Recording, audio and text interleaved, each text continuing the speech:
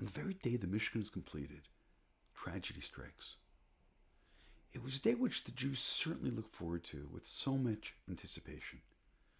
They'd been through a lot by that point in the desert. Leaving Egypt, the war against Amalek, standing at Sinai, sin of the golden calf.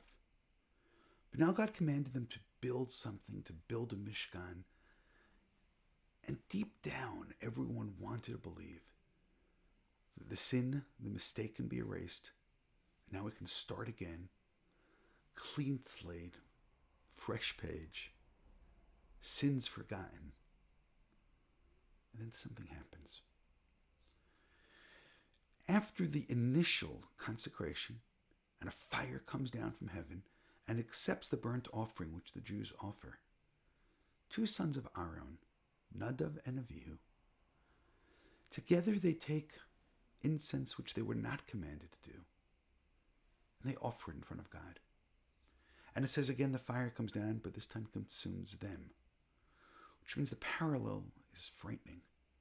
Immediately prior to this, there was an olah, a completely burnt offering which was taken by God. And now God takes the two sons of Aaron. And the Torah doesn't tell us exactly why this happens.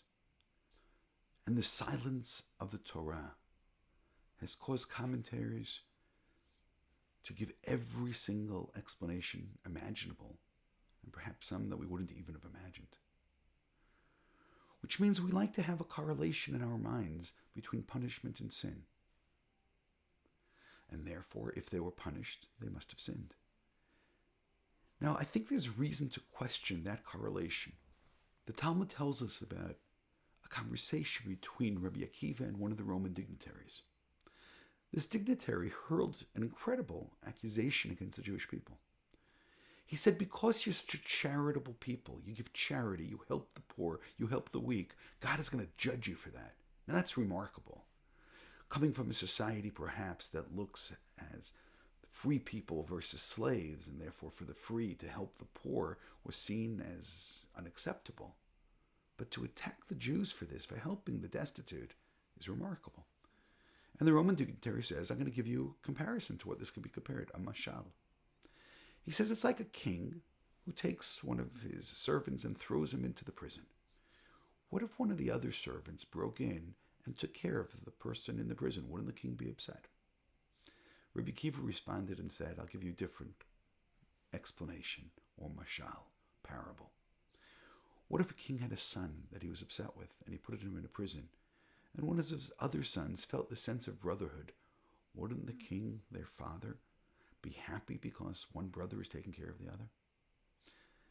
In a sense, you realize what the core of the difference is. The Roman looks as the king versus the other individual as being a servant, or Rabbi Akiva is saying, no, the other person is a son of the king. We're children of God. Which means what was at stake over here is whether you really correlate sin with punishment. Which means the individual who's sitting in the prison, person who's poor, should we assume that they're poor because God determined this? And therefore, for me to help the poor, I'm doing something terrible. The Zohar teaches the exact opposite. So sometimes God has decided to make a decree against an individual, but we'll give him one last chance. And he says it sends him an angel dressed up as a poor person. And if he takes care of the poor person, then God will take care of him as well. Now, if this is the case, we shouldn't be looking for sins of Nadav and Avihu. And what's possible is that they felt so much ecstasy at that moment. They felt such excitement.